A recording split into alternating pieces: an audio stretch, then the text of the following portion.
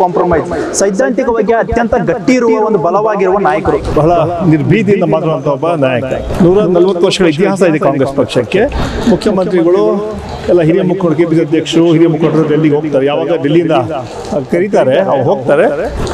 ಹೊಸ ಮುಖಗಳಿಗೆ ಅವಕಾಶ ಸಿಗುತ್ತೆ. ಯಾಕಂತ ಹೇಳಿದ್ರೆ ನಾವು ಆಗಲೇ ಹೈಕಮಾಂಡ್ ಕೂಡ ಹೇಳಿದ್ವಿ, ಕನಿಷ್ಠ 50% ಹೊಸಬರು ಕೊಡಬೇಕಂತ ಹೇಳಿದ್ವಿ. ಕಾಂಗ್ರೆಸ್ ಪಕ್ಷದ ಹಿರಿಯ ನಾಯಕರು ಜೊತೆಗೆ ವಿಧಾನ ಪರಿಷತ್ ಸದಸ್ಯರಾದ BK ಹರಿಪ್ರಸಾದ್ ಅವರು ನಾಳೆ ಅಧಿಕಾರವನ್ನು ಸ್ವೀಕಾರ ಮಾಡಲಿರುವಂಥದ್ದು. ಈ ಕುರಿತು ಈಗಾಗಲೇ ಎಲ್ಲ ರೀತಿಯಾದ ಸಿದ್ಧತೆಗಳು ನಡೀತಾ ಇರುವಂಥದ್ದು. ಈ ಬಗ್ಗೆ ಮಾತನಾಡಲು ನಮ್ಮ ಜೊತೆ ವಿಧಾನ ಪರಿಷತ್ ಸದಸ್ಯರಾಗಿರುವಂತಹ ಸಲೀಂ ಅಹಮದ್ ಅವರು ಇದ್ದಾರೆ. ಸರ್, ಮೊದಲನೇದಾಗಿ ನಾಳಿನ ಕಾರ್ಯಕ್ರಮ ಯಾವೆಲ್ಲ ರೀತಿಯಾಗಿ ಸಿದ್ಧತೆಯನ್ನು ಮಾಡ್ಕೊಂಡಿದ್ದೀರಿ ಸರ್? ಆಗಲೇ ಅಧ್ಯಕ್ಷರಾಗಿ 6 ವರ್ಷ ಕೆಲಸ ಮಾಡಿದಂತಹ ಪ್ರಸ್ತುತ ಮುಖ್ಯಮಂತ್ರಿಗಳ ಸನ್ಮಾನ್ಯ DK ಶಿವಕುಮಾರ್ ಅಧಿಕಾರ ಹಸ್ತಾಂತರ ಮಾಡ್ತಾರೆ. ಈ ಕಾರ್ಯಕ್ರಮದಲ್ಲಿ ಮಾಜಿ ಮುಖ್ಯಮಂತ್ರಿಗಳಾದ ಹಿರಿಯರಾದ ಸಾಮಾನ್ಯ ಸಿದ್ದರಾಮಯ್ಯವರು ಇರ್ತಾರೆ. ಈ ಕಾರ್ಯಕ್ರಮದ ಉದ್ಘಾಟನೆಯನ್ನು ಆಲ್ ಇಂಡಿಯಾ ಕಾಂಗ್ರೆಸ್ ಕಮಿಟಿ ಅಧ್ಯಕ್ಷರಾದ ಸಾಮಾನ್ಯ ಮಲ್ಲಿಕಾರ್ಜುನ್ ಖರ್ಗೆ ಅವರು ಮಾಡ್ತಾರೆ. ಈ ಕಾರ್ಯಕ್ರಮದಲ್ಲಿ ಸಾಮಾನ್ಯ ಸುರ್ಜೇವಾಲಾ ಅವರು ಭಾಗವಹಿಸ್ತಾ ಇದ್ದಾರೆ. ಈ ಕಾರ್ಯಕ್ರಮದಲ್ಲಿ ಡೆಪ್ಯೂಟಿ ಚೀಫ್ ಮಿನಿಸ್ಟರ್ ಆದ ಸಾಮಾನ್ಯ ಡಾಕ್ಟರ್ ಪರಮೇಶ್ವರ್ ಭಾಗವಹಿಸ್ತಾರೆ. ಹಾಗೂ ಮಂತ್ರಿಮಂಡಲ ಎಲ್ಲ ಸದಸ್ಯರು, ಶಾಸಕರು, ಕಾರ್ಯಕರ್ತರು, ಇಡೀ ರಾಜ್ಯಾದ್ಯಂತ ಎಲ್ಲ ಚುನಾಯಿತ ಪ್ರತಿನಿಧಿಗಳು, ಬ್ಲಾಕಿನ ಅಧ್ಯಕ್ಷರುಗಳು, ಮುಂಚೂಣಿಗಳ ಅಧ್ಯಕ್ಷರು, ಕಾರ್ಯಕರ್ತರು ಭಾಗಿಯಾಗ್ತಾರೆ. ಈ ಕಾರ್ಯಕ್ರಮ ಮೂಲಕ ಕೇವಲ ಪದಗಳನ್ನು ಮಾತ್ರ ಅಲ್ಲ, ಈ ಕಾರ್ಯಕ್ರಮ ಮೂಲಕ ಪಕ್ಷ ಸಂಘಟನೆ, ಮುಂದೆ ಬರುವಂಥ ಕಾರ್ಪೊರೇಷನ್ GB ಎಲೆಕ್ಷನ್ ಇರ್ಬೋದು, ಜಿಲ್ಲಾ ಪಂಚಾಯತ್, ತಾಲೂಕು ಪಂಚಾಯತ್ ಎಲೆಕ್ಷನ್ ಇರ್ಬೋದು, ಗ್ರಾಮ ಪಂಚಾಯತ್ ಚುನಾವಣೆ ಇರ್ಬೋದು, ಇದಕ್ಕೆ ಸಿದ್ಧತೆ ಮಾಡಲಿಕ್ಕೆ ಇದೊಂದು ದೊಡ್ಡ ಸಂದೇಶ ಕೊಡುವಂಥ ಒಂದು ದೊಡ್ಡ ವೇದಿಕೆ. ಈ ವೇದಿಕೆಯಿಂದ ಇಡೀ ಮುಂದಿನ 2 ವರ್ಷ ಅಸೆಂಬ್ಲಿಗಿದೆ, 3 ವರ್ಷ ಪಾರ್ಲಿಮೆಂಟ್ಗಿದೆ, ಅದಕ್ಕೆಲ್ಲ ಸಜ್ಜಾಗಲಿಕ್ಕೆ ಈ ವೇದಿಕೆ ಮೂಲಕ ಒಂದು ದೊಡ್ಡ ಸಂದೇಶ ಕಾರ್ಯಕರ್ತರು ಹೋಗಲಿಕ್ಕೆ ಇಂಥ ದೊಡ್ಡ ಕಾರ್ಯಕ್ರಮ ಹಮ್ಮಿಕೊಂಡಿದ್ದೀವಿ. ಯಾಕಂದರೆ ಕಳೆದ 3 ವರ್ಷದಲ್ಲಿ ನಮ್ಮ ಸರ್ಕಾರ ನುಡಿದಂತೆ ನಡೆದಿದೆ. ಸರ್ವರಿಗೂ ಸಮಪಾಲು, ಸರ್ವರಿಗೂ ಸಮಪಾಲು ನಮ್ಮ ಸಂಕಲ್ಪ. ರಾಜ್ಯವನ್ನು ಸರ್ವ ಜನಾಂಗದ ಶಾಂತಿಯ ತೋಟ ರೀತಿಯಲ್ಲಿ ಕೆಲಸ ಮಾಡ್ತಾಯಿದ್ದೀವಿ. 5 ನಮ್ಮ ಉಪಚುನಾವಣೆಗಳನ್ನು ನಾವು ಗೆದ್ದಿದ್ದೀವಿ. ಆ ಹಿನ್ನೆಲೆಯಲ್ಲಿ ಇವತ್ತು ಮುಂದೆ ಬರುವಂತಹ ಯಾವುದೇ ಚುನಾವಣೆ ಇರ್ಬೋದು, ಅಥವಾ ಅಸೆಂಬ್ಲಿ ಇರ್ಬೋದು, ಲೋಕಸಭೆ ಇರ್ಬೋದು, ಆ ಚುನಾವಣೆಗೆ ಪೂರ್ವ ಸಿದ್ಧತೆ ಕಾರ್ಯಕ್ರಮ ಕೂಡ ಈ ನಮ್ಮ ಸಭೆಗಳಲ್ಲಿ ಮತ್ತು ಸಂದೇಶ ಮೂಲಕ ನಾವು ಮಾಡ್ತೀವಿ. ಸರ್, ಪ್ರಮುಖವಾಗಿ ನೋಡಬೇಕಾದ್ರೆ BK ಹರಿಪ್ರಸಾದ್ ಅವರು ಹಿರಿಯರು, ಕಾಂಗ್ರೆಸ್ ಪಕ್ಷದ ಹೈಕಮಾಂಡ್ ಮಟ್ಟದಲ್ಲಿ ತಮ್ಮದೇ ಆದ ಪ್ರಭಾವವನ್ನು ವಹಿಸಿರುವ ನಾಯಕರು. ಸೊ ಇಂಥ ನಾಯಕನಿಗೆ ಕಾಂಗ್ರೆಸ್ ಕರ್ನಾಟಕ ರಾಜ್ಯದ ಒಂದು ಮಹತ್ವದ ಜವಾಬ್ದಾರಿಯನ್ನು ನೀಡ್ತಾ ಇದೆ. ಸೊ ಈ ನಿಟ್ಟಿನಲ್ಲಿ ವಿಪಕ್ಷಗಳಿಗೆ ಟಕ್ಕರ್ ಕೊಡಲು ಹರಿಪ್ರಸಾದ್ ನಾಯಕತ್ವ ಎಷ್ಟು ಇದು ಪ್ರಮುಖವಾಗುತ್ತೆ ಸರ್? ಹರಿಪ್ರಸಾದ್ ಅವರು ಸಿದ್ಧಾಂತವಾದಿ ರಾಜಕಾರಣಿ. ಇಡೀ ಸುಮಾರು 50-55 ವರ್ಷ ಪಕ್ಷ ಸಂಘಟನೆಯವರು, ವಿದ್ಯಾರ್ಥಿ NSU ನಾಯಕರಾಗಿ ಯುವ ಕಾಂಗ್ರೆಸ್ ಮುಖಾಂತರ, ಸೇವಾದಳ ಇರ್ಬೋದು, ಅಥವಾ ಬೇರೆ ಸಂಘಟನೆ ಇರ್ಬೋದು, AICC ಇರ್ಬೋದು, ಇದ್ರ ಮೂಲಕ ಸುಮಾರು 19 ರಾಜ್ಯಗಳಲ್ಲಿ ಉಸ್ತುವಾರಿ ಇದ್ದರು. ಅವರಿಗೆ ದೊಡ್ಡ ಜವಾಬ್ದಾರಿಯನ್ನು ಇವತ್ತು ಸನ್ಮಾನ್ಯ ಸೋನಿಯಾ ಗಾಂಧಿಯವರು, ಖರ್ಗೆ ಸಾಹೇಬರು, ರಾಹುಲ್ ಗಾಂಧಿಯವರು ಕೊಟ್ಟಿದ್ದಾರೆ. ಸನ್ಮಾನ್ಯ ವೇಣುಗೋಪಾಲ್ರವರು, ಸುರ್ಜೇವಾಲಾ ಅವರು ಕೂಡ ಸಹಕಾರ ಕೊಟ್ಟು ಇವತ್ತು ಅವ್ರನ್ನ ನೇಮಕ ಮಾಡಿದ್ದಾರೆ. ಇವತ್ತು ಮೊನ್ನೆ ನೀವು ನೋಡಿದ್ದೀರ ಕೌನ್ಸಿಲ್ ಚುನಾವಣೆ ಏನಾಯಿತು ಅಂತ. ನಾವು ಗೆದ್ದಿದ್ದೀವಿ ಅಂತ ಬೀಗಲ್ಲ, ನಮ್ರತೆಯಿಂದ ಪ್ರಾಮಾಣಿಕವಾಗಿ ನಮ್ಮ ಜನಸೇವೆ ಮಾಡ್ತಾ ಇದ್ದೀವಿ. ನಮ್ಮ ಕಾರ್ಯಕ್ರಮ ಏನು 5 ಗ್ಯಾರಂಟಿ ಕೊಟ್ಟಿದ್ದೀವಿ ಅದನ್ನು ನಾವು ಅನುಷ್ಠಾನಕ್ಕೆ ತರ್ತಾ ಇದ್ದೀವಿ. ಆಮೇಲೆ ನಮ್ಮ ಮೇಲೆ ದೊಡ್ಡ ಈ ಹೊಸ ಅಧ್ಯಕ್ಷರ ಮೇಲೆ ಜವಾಬ್ದಾರಿ ಕೂಡ ಇದೆ. KPC ಅಧ್ಯಕ್ಷರು ಮತ್ತು ಮುಖ್ಯಮಂತ್ರಿಗಳು ಇಬ್ಬರು ಸರಿ ಜೋಡೆತ್ತು ಥರ ಇವತ್ತು ಕೆಲಸವನ್ನು ಮಾಡ್ತಾರಂತ ವಿಶ್ವಾಸ ಇದೆ.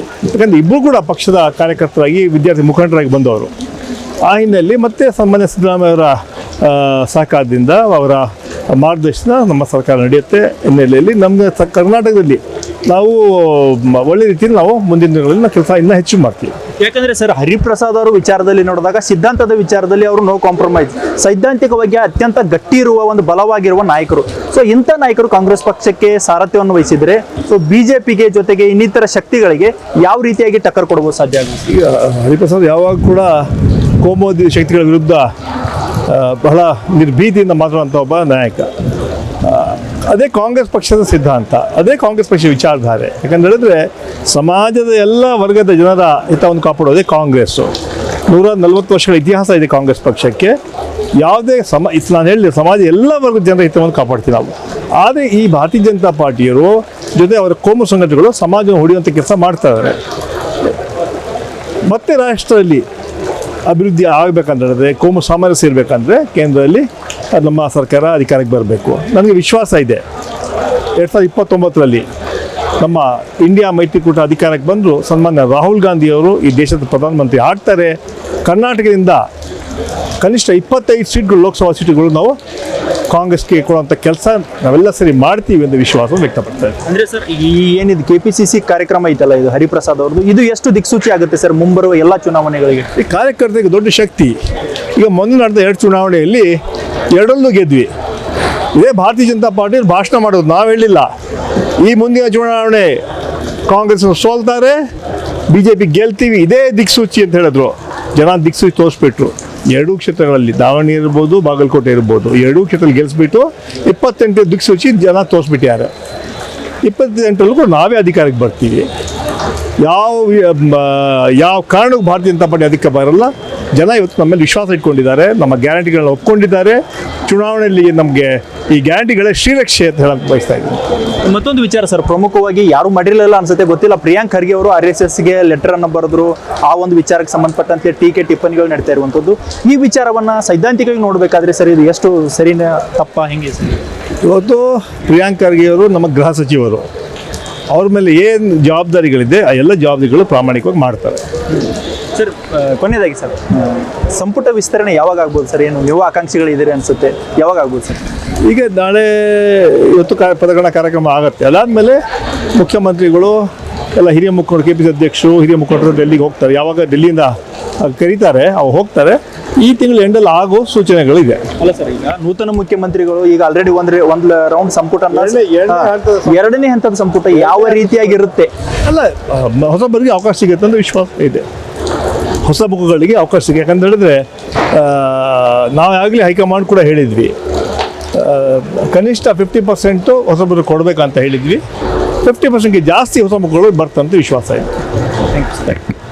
ವಿಧಾನ ಪರಿಷತ್ ಸದಸ್ಯರಾಗಿರುವಂಥ ಸಲೀಂ ಅಹಮದ್ ಅವರ ಮಾತುಗಳು. ವಿಡಿಯೋ ಜರ್ನಲಿಸ್ಟ್ ಮಂಜುನಾಥ್ ಜೊತೆ ಪ್ರಹ್ಲಾದ್, ಪ್ರತಿಧ್ವನಿ ನ್ಯೂಸ್, ಬೆಂಗಳೂರು. ಹೆಚ್ಚಿನ ವಿಡಿಯೋಗಳಿಗೆ ಪ್ರತಿಧ್ವನಿ ಯೂಟ್ಯೂಬ್ ಚಾನೆಲ್ ಸಬ್ಸ್ಕ್ರೈಬ್ ಮಾಡಿ, ಬೆಲ್ ಐಕಾನ್ ಕ್ಲಿಕ್ ಮಾಡಿ.